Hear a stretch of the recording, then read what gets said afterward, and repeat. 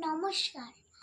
আজকের আমার একটি ছোট্ট নিবেদন কবি অপূর্ব দত্তের কবিতা রুমির চিঠি। মা গো, আমার মা, তোমার সঙ্গে আর একটা কথাও বলবো না।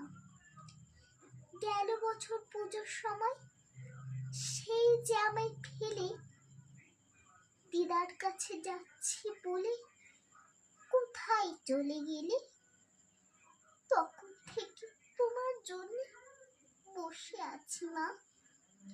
এবার পুজোয় আসবে তো ঠিক? সত্যি বলো না।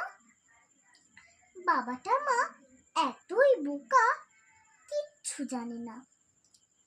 যতই বলি কাল আসবে মা, মোটেই মানে না। তখন